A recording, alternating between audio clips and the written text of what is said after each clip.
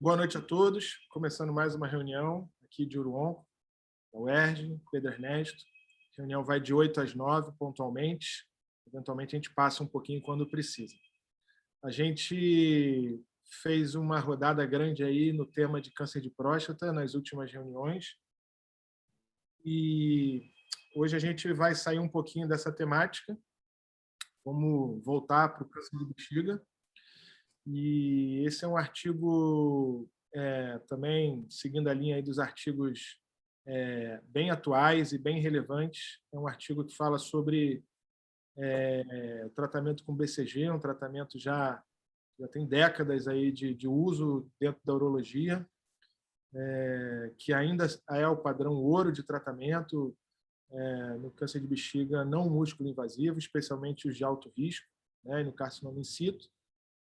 E esse artigo traz um pouquinho de luz sobre a forma como deve a gente entender os estudos sobre BCG, como a gente deve conduzir, como deve interpretar. É um artigo do Journal of Urology, eu acho que desse mês agora, ou do mês passado, se eu não me engano. Quem vai apresentar é o João Boechat, que é o residente do segundo ano de serviço. João, palavra com você. Beleza, professor. Bom, hoje o artigo que a gente vai conversar sobre é um artigo que mostra os resultados contemporâneos de pacientes com câncer não músculo invasivo de bexiga tratados com bacilo Calmette Guerin, com BCG, e as implicações desses resultados no design de estudos clínicos, ensaios clínicos futuros. Como o professor Paulo estava falando agora, o tratamento com a BCG é um tratamento padrão ouro para o câncer de bexiga não músculo invasivo, principalmente no carcinoma in situ. Bom, vamos para início de conversa, né? O que é o câncer de bexiga não músculo invasivo? É o TA, que é o carcinoma papilar não invasivo, é o tumor plano, que é o carcinoma in situ, ou o T1, que é o tumor que invade o tecido conectivo subepitelial e, resumindo, são os tumores que poupam o músculo detrusor, né? A imunoterapia com a BCG intravesical é o padrão ouro para o câncer de bexiga não músculo invasivo, de risco moderado e alto. É importante a gente falar que quando ele fala o risco se refere à progressão, o evento da metastatização, ou então a progressão para a invasão do músculo. Bom, existe esse score de risco da European Organization for Research and Treatment of Cancer, que leva em consideração o número de tumores, a recorrência prévia, o estágio T, a presença ou não de carcinoma in situ e o grau histológico. Você, como todo bom score, você soma as pontuações e divide o paciente num risco baixo, intermediário ou então no risco alto.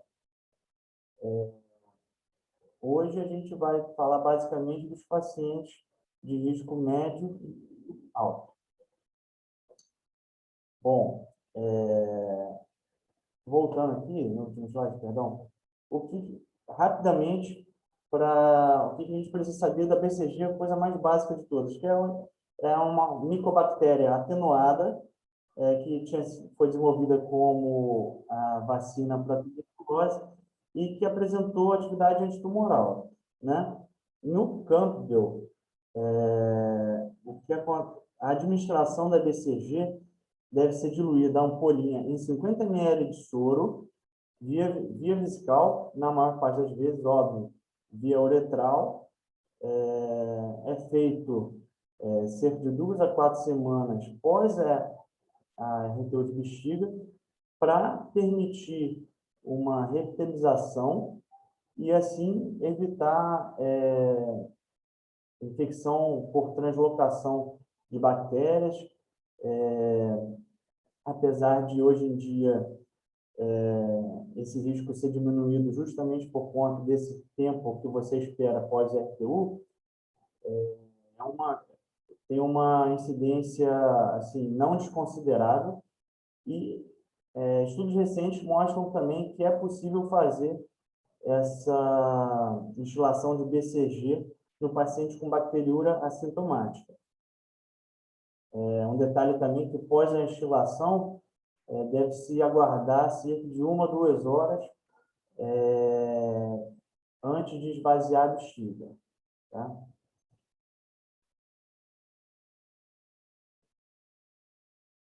Não existe padrão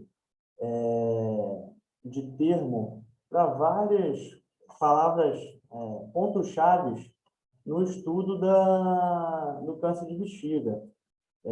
Termos como falência BCG, resultado clinicamente insignificativo ou significativo, não existiam. Isso prejudica, agora passa a prejudicar menos por conta de estudos como esse, mas prejudicava muito a uniformidade e limitava a comparação entre os estudos. Assim, prejudicando, de maneira geral, o tratamento do câncer de próstata, câncer de bexiga não invasivo, não músculo invasivo. Por conta disso, foi criado o termo BCG, doença irresponsiva a BCG, para permitir alguns estudos single-arm, sem grupo controle, e padronizar resultados de controles prévios da resposta do carcinoma in situ. Bom, nesse estudo, que estava na referência desse artigo, de 2016, do Journal Clinical Oncology, eles assim, criticam, né, essa questão de não ter essa padronização, essa inconsistência de definições, e encoraja a uniformidade entre os estudos para progredir no tratamento, né? Nesse estudo, tem algumas recomendações de termos como BCG irresponsivo, BCG refratário, recidivante ou intolerante ao BCG.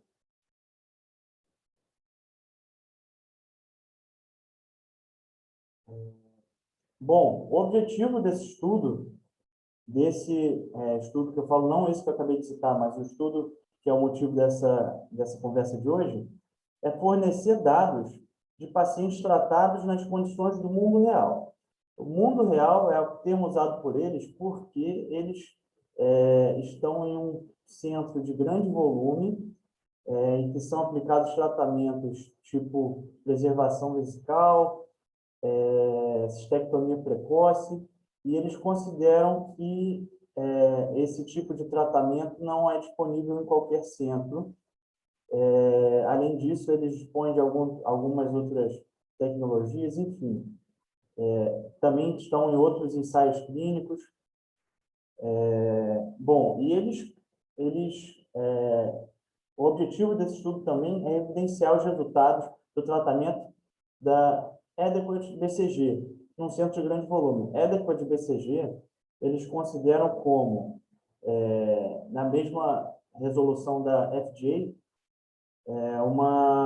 um tratamento com pelo menos 5 ataques de BCG, mais 2 manutenções. Seja para completar 6 ataques, 6 ou 7 ataques, ou então como parte do tratamento de 3 manutenções, isso dentro de um espaço de 6 meses. Em última análise, o objetivo desse artigo é disponibilizar dados para comparar estudos não randomizados.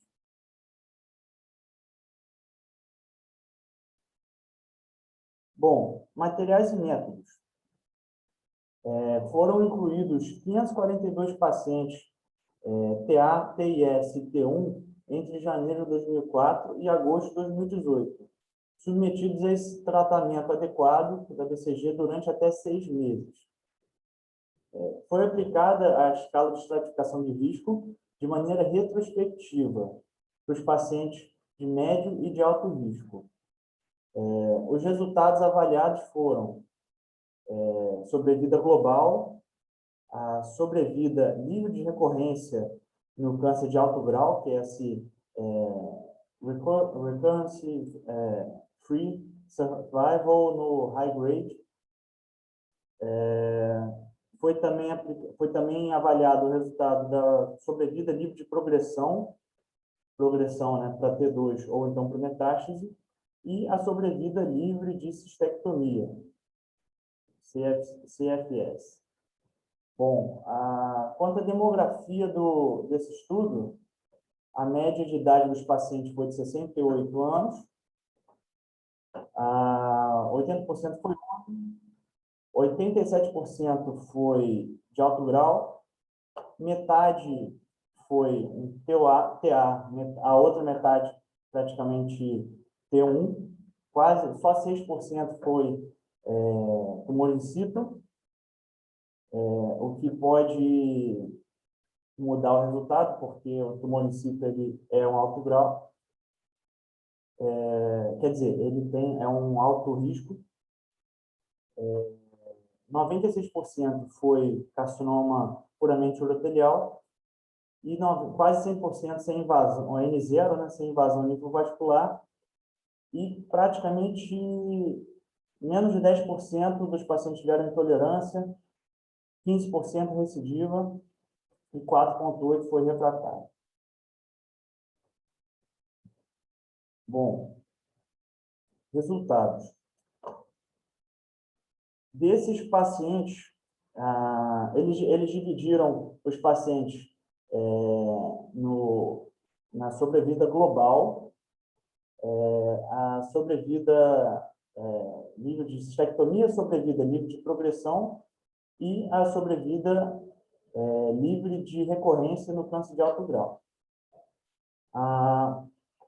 De maneira geral, os pacientes tiveram uma sobrevida livre de recorrência nos cânceres de alto grau de 81% no primeiro ano e no quinto ano de 74%. Ou seja, no primeiro ano, 19% já tiveram recidiva no alto grau. No quinto ano, 26%. Nos pacientes livres, agora, quanto à sobrevida livre de progressão, os dados foram muito bons e bateram junto com os dados da AOA, tanto principalmente com o risco intermediário, quanto do risco dos pacientes da EAU. Bom, quanto à sobrevida livre de cistectomia, no quinto ano, 86% tiveram a sobrevida, ou seja, só 14% acabaram fazendo cistectomia. Os resultados acompanharam os resultados do risco moderado e do risco alto da EAU e também da AOA. No risco intermediário da EAU, a sobrevida livre de recorrência do alto grau variou de 95 a 92 a 85 no primeiro, terceiro e no quinto ano. E a sobrevida livre de progressão foi de 100%, ou seja, nenhum paciente do risco intermediário evoluiu para metástase ou invasão do detrusor. Nessa classificação da EAU de risco intermediário, eles tiram os carcinomas uroteliais de alto grau e também tiram os carcinomas in situ. Ou seja, já dá para também a gente entender que dos pacientes de baixo grau, nenhum deles evoluiu com invasão do detrusor ou então metástase. Os pacientes da EAU do alto risco, 96, 92 e 91% no primeiro, terceiro e quinto ano evoluíram tiveram sobrevida livre de progressão.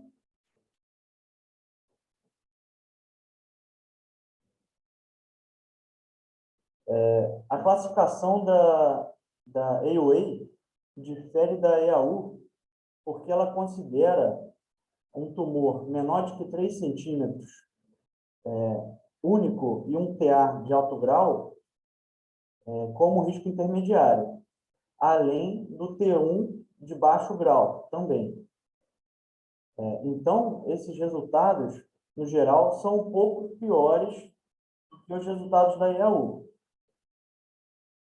A presença de carcinoma in situ foi um fator de piora de progressão e de recidiva independente, sendo que a combinação de um TA ou T1 mais carcinoma in situ concomitante apresentou uma queda significativa da sobrevida livre de recorrência no alto grau e na sobrevida livre de cistectomia. Além disso, quanto ao carcinoma in situ, o carcinoma in situ sozinho, ou seja, a grande diferença, na verdade, analisando os dados ali, foi a presença ou não do carcinoma in situ. Foi um fator de grande modificação no prognóstico da sobrevida. Bom, esses estudos foram muito prejudicados pela falta dos grupos controles e consensos entre os órgãos regulatórios. Aos poucos, as publicações vão estabelecendo padrões, como esse BCG irresponsivo, como a falha do tratamento, enfim. Com isso, a FDA tende a pouco a pouco, ir aprovando mais ensaios prospectivos e, assim, melhorando o tratamento do câncer de bexiga, né?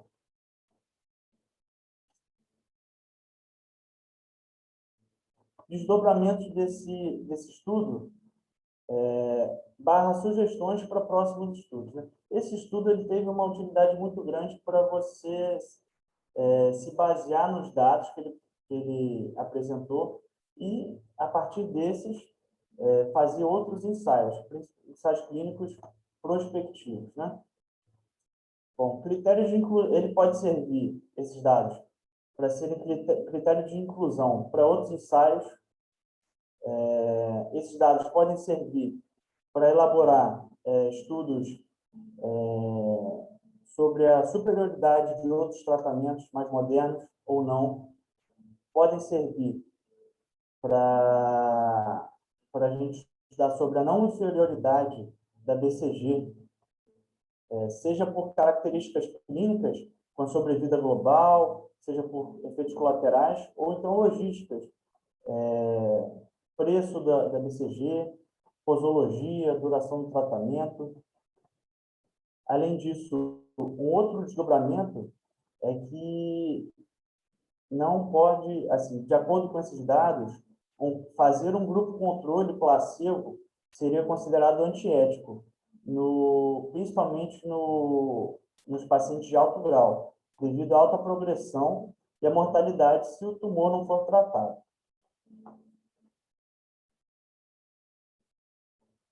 As limitações principais desse estudo foram que ele foi uma coorte retrospectiva, né?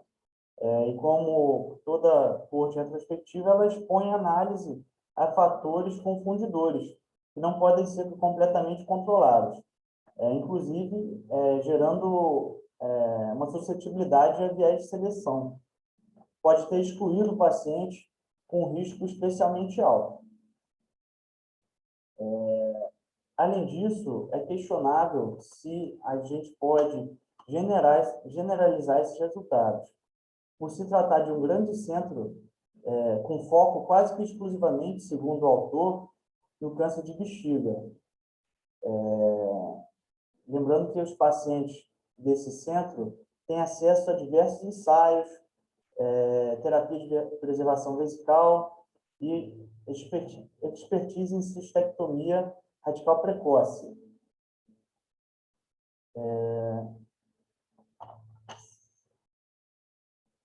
Bom, a conclusão. Esse estudo contribui principalmente servindo como base para outros estudos, para ensaios mais específicos que virão. A previsão de resultados mais específicos, existe essa previsão de resultados mais específicos servindo como base, de outros estudos servindo como base desse. Voltando à conclusão do artigo, e também de outros artigos que estavam na bibliografia, eles diziam que é hora de padronizar os resultados, os termos, para a gente conseguir evoluir no tratamento do câncer de bexiga não invasivo. Terminar com essa frase, né? Se você não consegue medir, você também não consegue melhorar.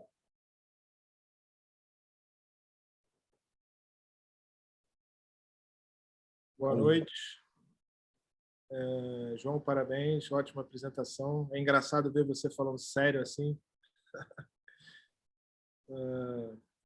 Bom, Oi? Foi uma ótima apresentação. É um tema muito interessante, por isso que a gente trouxe aqui a questão do uso do BCG, né? Existem alguns pontos que eu acho que a gente pode trazer luz aqui para a discussão. Primeiro, a gente está falando de câncer de bexiga não músculo invasivo, né? Como você bem pontuou, não músculo invasivo ele é o TA, que é aquele só de mucosa, é o T1, que pode acometer a lâmina própria, né? E, obviamente, não engloba o T2, e tem um carcinoma in situ, que muitas das vezes é um diagnóstico que passa desapercebido, porque para você fazer o diagnóstico, eu poderia até trocar esse final da sua frase, desse seu aforismo, que seria o seguinte: se você não sabe o que procurar, você não tem o que encontrar. E isso seria para o carcinoma in situ, né? O carcinoma in situ é uma lesão que ela não é visível normalmente a olho nu. Ela eventualmente pode ser uma área um pouco mais eritematosa, enfim, uma área de mucosa não habitual, né?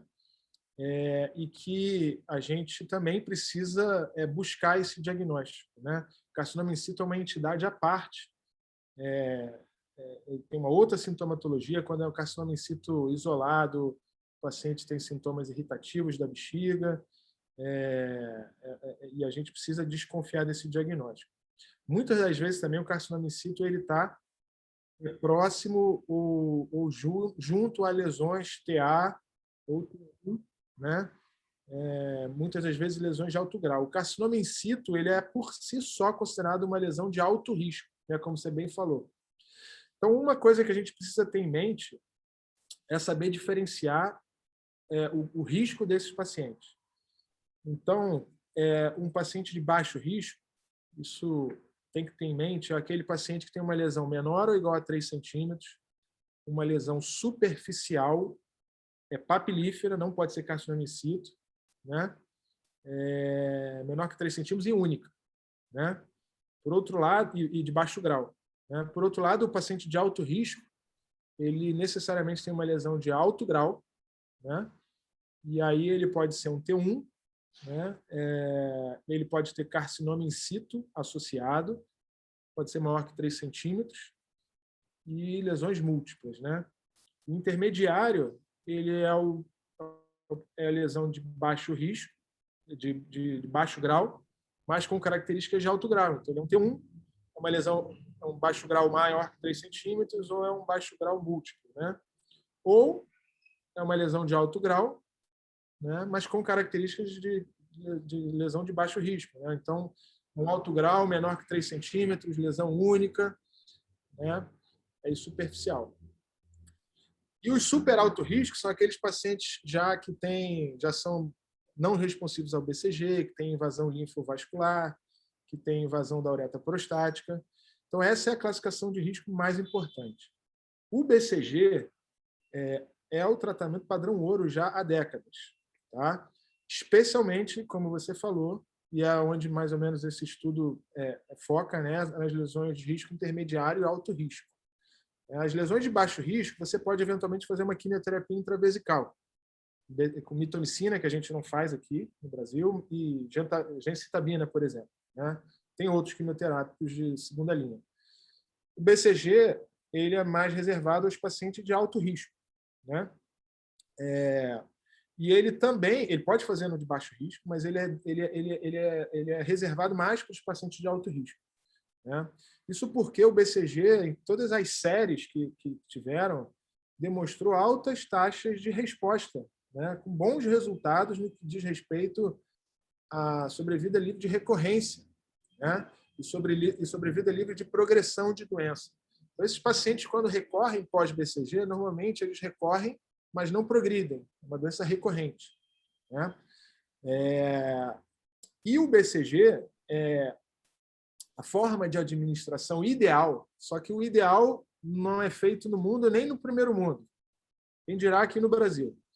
A forma ideal, que foi o estudo que estabeleceu, né, a melhor posologia para o BCG, foi um estudo de 2000, do grupo de SWOG, que é um grupo escandinavo, que mostrou que a principal forma de você tratar seria através de 6 instilações, tá? Como indução, né? Semanal. Então, você faz uma dose de 80 miligramas semanal, intravesical, como você bem falou, normalmente por via uretral, pode ser feita uma punção vesical também, né? Então, você faz uma dose semanal e depois você faz uma dose de manutenção, né? Essa dose de manutenção você vai fazer 3 semanas consecutivas nos meses 3, 6... Primeiro é intervalo de 3 meses, né? Você faz a indução, 6 semanas consecutivas, aí a manutenção vem no mês 3, no mês 6, no mês 12, aí vai de 6 em 6. 12, 18, 24, 30, até 36, que daria 3 anos, né? Agora, esse é um esquema ideal, mas que na prática eu acho que nem 5% dos pacientes conseguem chegar lá, porque eles desistem, mas principalmente porque você tem um desabastecimento global de BCG no mundo, não é só no Brasil. Então, a falta do BCG, o BCG é uma medicação extremamente simples, porém ela é barata, mas ela não é de fácil produção, vamos dizer assim, e fácil acesso no mundo como um todo. A demanda é maior, né? E a produção não é suficiente. O BCG, então, aqui a gente tem um desabastecimento. No passado, a gente ficou sem BCG, inclusive em clínicas privadas, né? E aí, com isso, surgem outras formas de você tentar tratar, mas todas elas, comparativamente, são inferiores. E esse estudo ele tenta trazer uma forma, né? O FDA ele padronizou, né, o que seria, o que a gente poderia chamar de BCG não responsivo, né? E foi como você falou. É aquele paciente que faz pelo menos 5 induções, 5 doses de indução, 5 de 6, e pelo menos 2 de manutenção. Ou ele faz uma indução completa, não faz a manutenção, mas ele faz uma nova indução com pelo menos 2 doses. Então, esse é o paciente que fez o mínimo do BCG, o BCG adequado, né? E esse paciente ele precisa ser padronizado, porque quando você vai comparar uma outra droga, por exemplo, uma gencitabina, ou outros estudos, inclusive com imunoterapia, né? Tem outros imunoterápicos, pembrolizumab, que é uma droga sistêmica que você pode fazer também.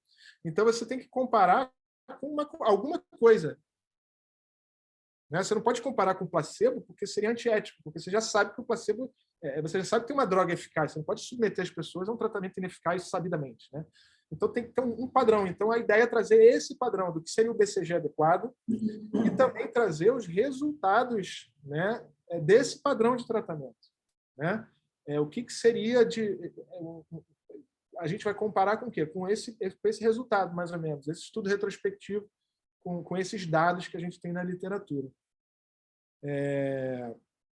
Enfim, então eu acho que esses são os pontos que a gente pode trazer como assim, mensagem para casa, né? O que seria os grupos de risco, saber que o BCG é o padrão ouro, paciente de alto risco deveria tratar com BCG preferencialmente. Carcinoma in situ é por si só uma lesão de alto risco. Saber a definição do que é a BCG não responsivo, né? Que eu falei anteriormente. E outros aspectos aí que a gente pode seguir na discussão. Vou passar a palavra para o Fernando. Tem o professor Fabrício que está presente aí também, se ele quiser comentar algo. Boa noite, pessoal. Só comentar uma coisinha, Fernando. que eu estou aqui no transplante, esperando só pegar a veia do paciente. Aí deu tempo de eu assistir tudo. Claro, Não claro. vai dar tempo de eu comentar, não. Boa cirurgia, professor. Ficou contigo hoje aí. Deu. Fabrício, faz seu comentário aí, por favor. Ele saiu? Não, ele falou que não vai dar para comentar que ele está em cirurgia. Vai entrar em transplante. Está entrando agora. Bom, o Paulo, acho que ele resumiu, falou quase tudo importante aí em relação ao BCG. O BCG, sabidamente, é uma droga extremamente ativa. Nós temos aí presentes urologistas muito mais experientes do que a gente, que já lidam com BCG há muitos anos, né? João, faz o seguinte, volta para mim, eu acho que um ponto importante, eu acho que principalmente para os residentes, volta lá na tabelinha do EORTC, né? Que é a tabela de definição de risco. Acho que são algumas coisas assim para ficarem, né? Como o próprio Paulo gosta de falar do take-home message, né? O que fica depois dessas reuniões. Essa tabela do EORTC, ela é extremamente utilizada, né? E são muitos dados, não precisa ser medular, mas a gente tem que saber da existência dela, principalmente na hora de indicar algum tipo de tratamento, né? Principalmente com BCG. A gente sabe que você pode ver até no próprio trabalho, eles utilizaram 90% dos pacientes eram pacientes de alto risco, que é a maior indicação para o uso do BCG, mas alguns pacientes de baixo risco com recorrência, né, que eles se classificariam, por exemplo, naqueles pacientes de risco intermediário, são pacientes que se beneficiam muito com a utilização do BCG. Inclusive, hoje, antes de ir para cá, eu estava no consultório e acabei encaminhando uma paciente com BCG, que era uma paciente que tinha um tumor de baixo risco, não músculo invasivo e recidivante, né? Então, é um tipo de paciente que também se enquadra nesse paciente do risco intermediário, que pode ter uma boa resposta aí com o uso da terapia. Nós passamos um período aí, definitivamente, com uma defasagem da medicação, inclusive quando a gente acessava o site da AUA, tinha um aviso grande que o BCG estava em déficit em todo o mundo, né? A gente passou um grande período aí tentando fazer terapias alternativas lá na própria UERJ, chegando a utilizar a gencitabina intravesical, né? Que não tem os mesmos resultados comprovados como os resultados do BCG. E antigamente, assim, logo que nós começamos, o Paulo deve ter visto isso, quer dizer, viu isso junto, era utilizado, a gente usava mitomicina em alguns casos, mas os casos com risco não tão altos, e a mitomicina era utilizada logo após a cirurgia, né? A gente deixava o paciente sem irrigação, colocava a mitomicina logo após a cirurgia. Mas também foi algo que foi caindo em desuso. Hoje em dia eu não sei nem se essa droga existe aqui no Brasil, mas ela entrou em desuso aqui pela gente. João, queria que você colocasse novamente agora eu quero que você volte para a tabela, aquela demográfica que você mostrou os resultados. Esse trabalho foi um trabalho retrospectivo, um coorte, é um trabalho que tem uma série de viés, como você mesmo citou. Não é esse não, pode passar o próximo. Esse, exatamente esse. Mas foi um coorte com análise de vários estudos retrospectivos avaliando o resultado numa sobrevida de até 5 anos, né? E o que a gente vê são resultados extremamente animadores. Eu ia falar principalmente em dois resultados aqui que nos deixam animados para a utilização do BCG. O primeiro é os tumores de baixo grau, né? TA e T1, com 100%, né, em 5 anos de não progressão da doença, né? A progressão da doença é algo que nos preocupa bastante, né? Que é aquela doença que deixa de ser uma doença superficial e passa a ser uma doença T2 ou então metastática, né? E um 100% de não progressão são resultados extremamente animadores para esse tipo de paciente. Geralmente é utilizado no baixo risco naqueles pacientes que têm recorrência. E um outro fator aqui também que é animador é o 91% de sobrevida de progressão nos pacientes com carcinoma in situ, né? O paciente com carcinoma in situ é aquele paciente que a gente nunca quer, né? O paciente com carcinoma in situ, né? Aquele paciente que ele vai jogar lá no Google, ele vai ler que a doença dele pode ser uma doença invasiva, é aquele paciente que em algumas situações tem indicado uma cistectomia precoce, para a gente não perder o tempo de realizar um tratamento curativo para esse paciente, mas uma sobrevida de 91% em 5 anos no carcinoma in situ isolado também é um dado animador que nos deixa muito confortável para fazer o BCG numa situação como essa, né? Inclusive, ontem, teve um caso que foi passado na nossa sessão clínica. O caso não foi passado ontem eu tive o feedback desse caso. O caso foi passado, deve ter umas 3 semanas, que era uma paciente com hematuria, já há 3 anos, e ela vinha fazendo citologia oncótica e sempre vindo a presença de células malignas, citologia oncótica, todos os exames de imagem sem alteração. E essa paciente fez uma cistoscopia. Na cistoscopia não tinha nenhuma lesão aparente, nem aquelas lesões de hiperemia, né, que muitas vezes a gente encontra no carcinoma in situ. Foram realizadas biópsias aleatórias dessa paciente e no resultado dessas biópsias, todas as biópsias vieram com a presença de carcinoma in situ, né? E a própria paciente, ela levantou a hipótese de uma possibilidade de ser uma doença invasiva, da questão de uma cistectomia. E esse paciente é exatamente onde tem carcinoma in situ isolado, né? Uma paciente que se enquadraria muito bem nesses 91%, pelo menos nas análises que nós fizemos nesse trabalho, né? Então, isso nos deixa muito seguros a prescrever o BCG, mesmo sabendo que é uma droga extremamente antiga, mas é uma droga que tem uma eficácia comprovada, e até que surja algo melhor, é o que nós temos para prescrever, né?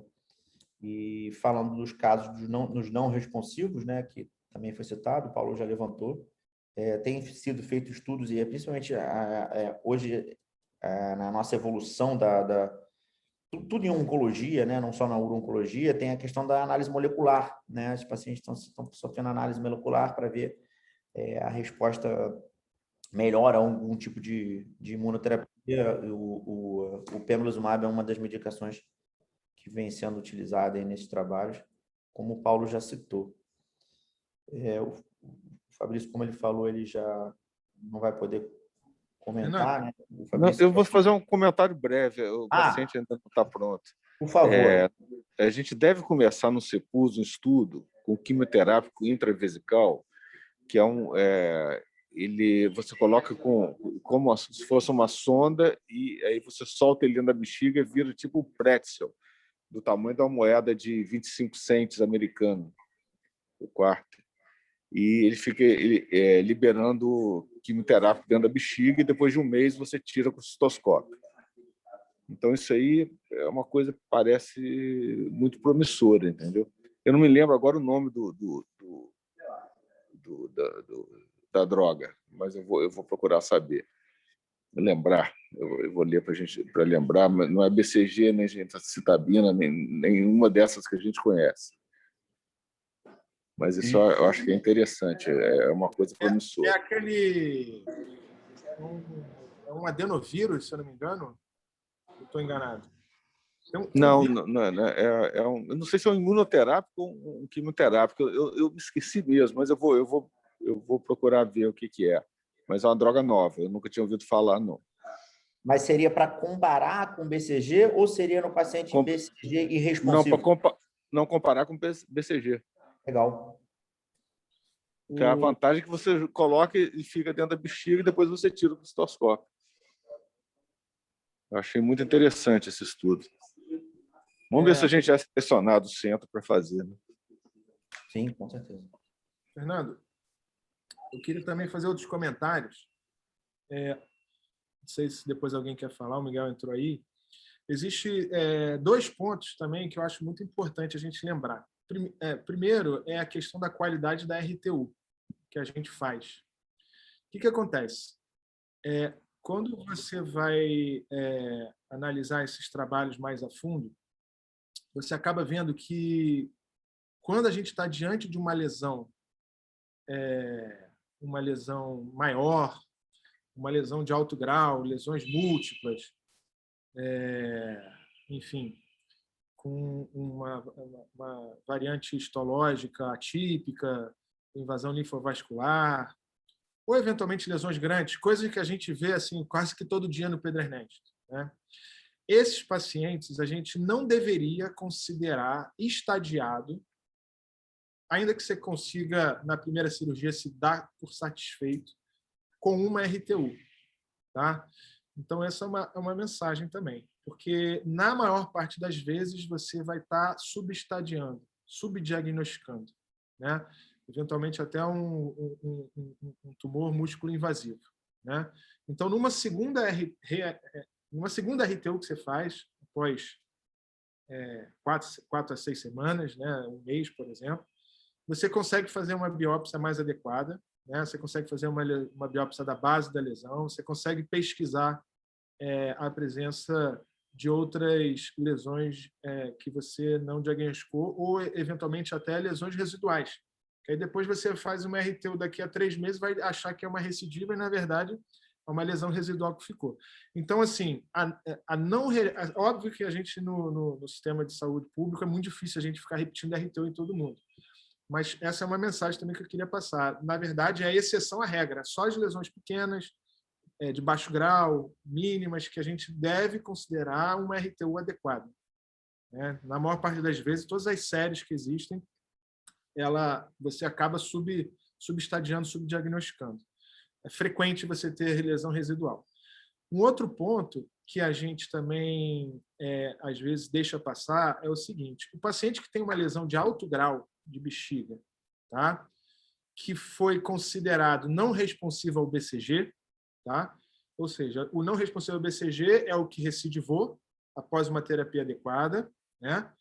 É o que permaneceu com a doença, ou até, eventualmente, isso é uma classificação, o BCG não responsivo engloba, inclusive, aqueles não tolerantes ao BCG, que podem desenvolver síndromes sistêmicas do tipo gripe, gripais, ou sintomas locais que impeçam ele de manter com a BCG. Isso pode acontecer também. Né? Então, eles são os não responsivos. Então, esses pacientes de alto grau, especialmente os que têm carcinoma in situ alto grau, nós, assim, ainda mais se o paciente não tiver uma lesão visível na bexiga, se for vamos dizer assim, sem lesão macroscópica na RTU, nós temos um pensamento, nós urologistas, um pensamento um pouco errôneo de encarar esse paciente como um paciente tratado, né?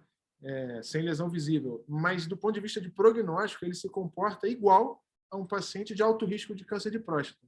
E o paciente de alto risco de câncer de próstata, a gente trata todo mundo. A gente não deixa passar nenhum. E o paciente que ele recorre pós uma lesão, pós-BCG, tratamento falha de BCG, uma lesão de alto grau, ele é um paciente de alto risco. E esse paciente tem ainda e deverá ser ainda por um bom tempo, como padrão ouro a cistectomia. Né? Então, a cistectomia não é só o paciente músculo invasivo, não é só um T1 de alto grau, de alto volume, é também o T1 ou TA de alto grau, normalmente é um T1, né, de alto grau recidivante, ainda que ele seja não responsivo ao BCG, ainda que ele seja macroscopicamente não visível. Né? Com terapia de segunda linha, você teria quimioterapia intravesical com resultados muito ruins. Quimioterapia intravesical não combina bem com carcinoma in situ. Carcinoma in situ não responde à gencitabina, principalmente. É BCG o tratamento padrão. E hoje está aprovado, isso agora, recente, uma terapia para pacientes que não querem retirar a bexiga, normalmente. Foi um estudo chamado Keynote 057, que é o pembrolizumab, que seria o quê? O paciente recorreu, não responsivo, você faz terapia sistêmica com imunoterapia. É um divisor de águas, porque você está falando de uma doença local com tratamento sistêmico através de imunoterapia. Não é o padrão ouro, é para quem não topa a cirurgia, porque você imagina, é um paciente eventualmente jovem, com a bexiga intacta, com um tumor endoscopicamente ressecado, mais recidivado, que vai progredir, provavelmente, que o padrão ouro é a cistectomia, mas o paciente não entende, e muitas das vezes nós, urologistas, também temos ressalvas em fazer esse tipo de cirurgia nesses pacientes, mas não deveríamos ter. Era esse meu comentário. Vamos ver se alguém quer perguntar. Acho que alguém fez uma pergunta aí. Vamos deixar aberto aí. O Braga perguntou. Não, na verdade, o Braga fez só uma observação. Ele não perguntou, ele só fez uma observação do valor. O BCG ele custa na clínica privada, em média, uns R$1.000 assim, por sessão, assim, 1.000 e pouco. Assim, né? Tem um outro detalhe interessante do BCG. O BCG, como o João falou, eles são várias cepas, é o Mycobacterium bovis atenuado, e no desenvolvimento dele, no cultivo dele em laboratório, se desenvolveram várias cepas, igual o coronavírus tem. Então, tem inúmeras cepas. E no Brasil, a cepa que é produzida é no Instituto Adolfo Lutz, é o único lugar que produz BCG aqui no Brasil, e o nome da cepa chama-se Morro. Tem cepa de Tóquio, cepa Denis, Cuno, vários tipos de cepa, vários nomes. E a nossa cepa brasileira é considerada uma cepa bastante imunogênica, é uma cepa que tem uma boa resposta imunogênica. Muitas vezes a gente acaba importando um BCG, porque a gente não está produzindo aqui, então vem um BCG que não é tão imunogênico, pelo menos na experiência, assim, embora não tenha nenhum estudo comparativo, e uma cepa também que costuma dar pouco efeito colateral, né? Então, é título de curiosidade isso aí também.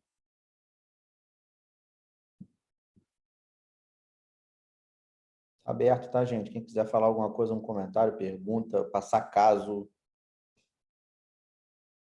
fiquem à vontade. Só para seguir o comentário que o Paulo falou, principalmente os residentes, para não confundirem a questão do uso do pembrolizumab com terapia de preservação vesical, tá? São dois casos distintos. A gente está falando em pembrolizumab em doença não invasiva, e quando a gente fala em terapia de preservação vesical, doença invasiva, seria o paciente que deveria ser submetido a uma cistectomia. João, algum comentário final de tudo que você ouviu aí, do que você estudou? Algo que possa ter passado?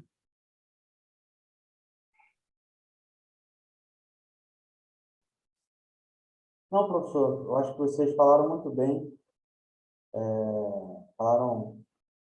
deram uma passada muito boa, assim, tem vários termos desses que vocês falaram, não estava no artigo, até eu fui a outros artigos, termos de recorrência, termos de refratariedade, termos de sei lá o quê, mas foi muito bom o comentário seu, porque você falou esses termos para nós que foi de grande proveito.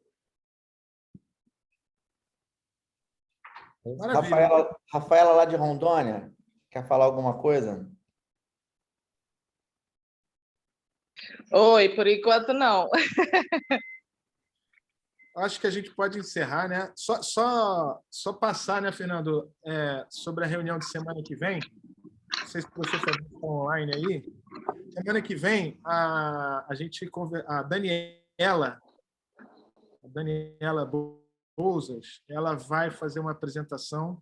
Vai ser uma reunião mais fechada lá para o nosso grupo mesmo, do serviço, porque a ideia é a gente trazer os trabalhos de uro-onco em andamento que existem, e ela vai dar uma pincelada aí sobre o método científico, como ajudar a produzir trabalho, e também porque a gente tem o Congresso Brasileiro de Urologia, que a gente deve levar algumas coisas. Eu tenho 1 ou 2 vídeos para editar, tem alguns trabalhos em andamento que a gente precisa entregar, e o prazo de entrega é na primeira quinzena de julho, se eu não me engano, acho que até dia 10, 12 de julho. Acho que é 15 de julho, é um mês, exatamente um mês. Até dia 15, com certeza.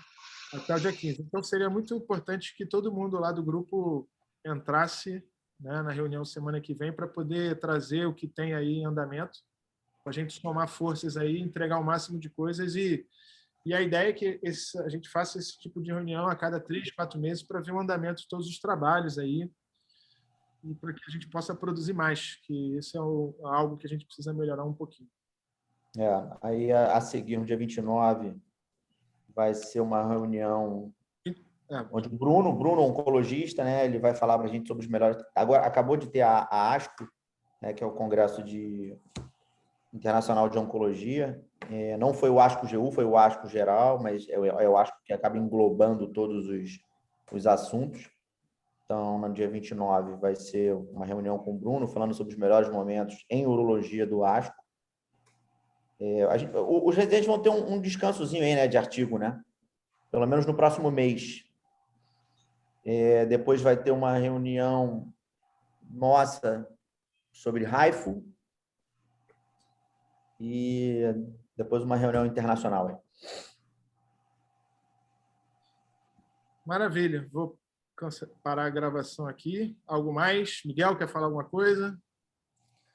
Eu não, a aula era sobre BCG e eu acabei entrando muito no fim aqui. O rapaz demorou para dormir aqui, mas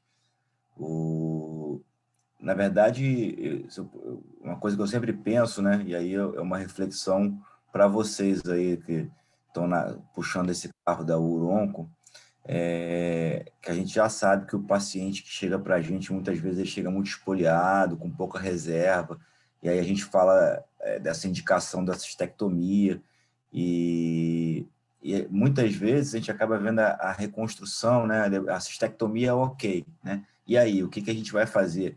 É uma ortotópica, um breaker, então, assim, talvez a gente gastar um pouco mais de energia para tentar indicar num momento melhor e fazer derivações melhores, porque talvez a gente consiga beneficiar mais em relação à qualidade de vida em algumas circunstâncias, mas eu confesso que eu já fiz essa crítica pessoalmente, e estou falando aqui abertamente, porque eu sei que a situação ela é extremamente complexa, né? A gente interna um paciente para RTU e vai ver o paciente está com 5 de creatinina, enfim, o cenário é completamente adverso. Mas eu acho que é uma coisa que é importante para a gente estar atento, para a gente tentar amplificar. A gente vai ver que as neobexigas, as ortotópicas, assim, elas são uma minoria absoluta dos casos, né? E essas derivações, ela tem um espaço importante, elas né, merecem ser, talvez, a gente gastar um pouco de energia para tentar implementar um pouco mais isso. Legal. Muito bom isso aí que você falou, porque, na verdade, a gente, de todos os tumores urológicos que a gente trata lá, certamente, do ponto de vista assim, logístico, eu acho que o tumor de bexiga é o que a gente tem mais dificuldade. De todos eles, ele é o mais... Ele é aquele tumor que a gente não pode esperar 3 meses você muda o estadiamento.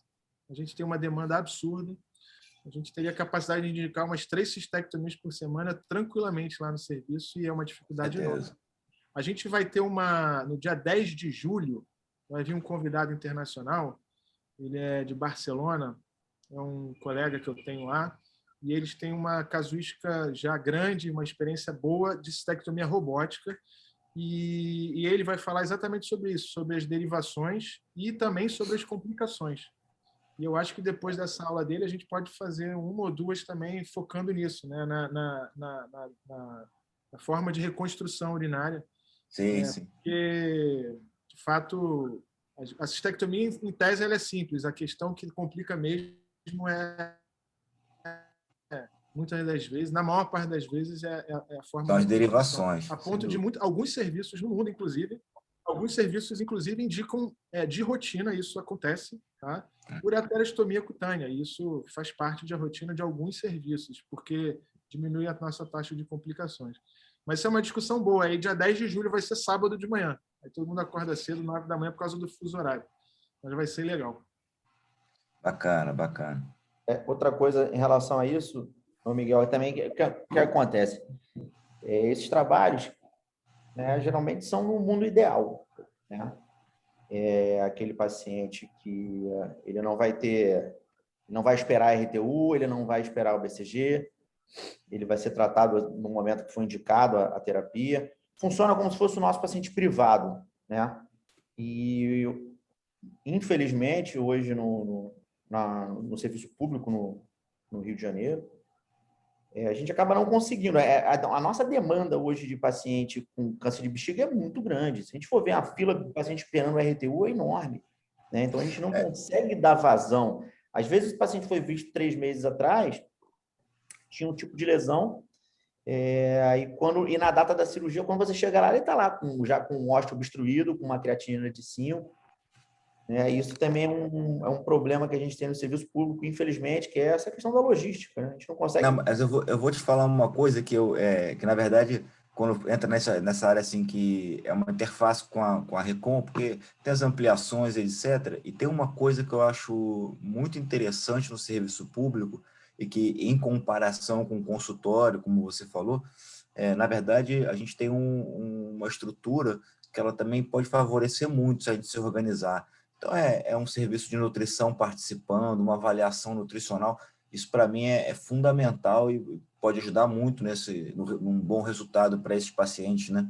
E a gente tem isso disponível, né? É só a gente ativar a rede dentro do hospital, que a gente consegue melhorar bastante algumas coisas, mas realmente ele demanda talvez um leito, coisas nesse sentido, né? Uma logística mais veloz, mas a gente trabalha com fila, né? Sei lá, tinham 8 cistectomias para marcar e eram casos já selecionados, enfim. É extremamente difícil considerar essas coisas mesmo. Às vezes tem um paciente que ele faz a quimio neoadjuvante, né? E ele tem a janela para ele entrar, né? Não consegue nem operar no time, né? Exatamente, é um problema. Sem Mas é dúvida. isso, gente. São 9 horas agora em ponto. Né? Hoje a reunião foi mais leve, a gente teve tempo até de conversar aqui bastante. Acho que quem tinha que fazer comentário, acho que já falou. Paulo, vamos encerrar? Vamos encerrar. Nos vemos semana que vem, pessoal. Boa noite, gente. Valeu, João. Obrigado. Tchau, tchau. Valeu, Miguel.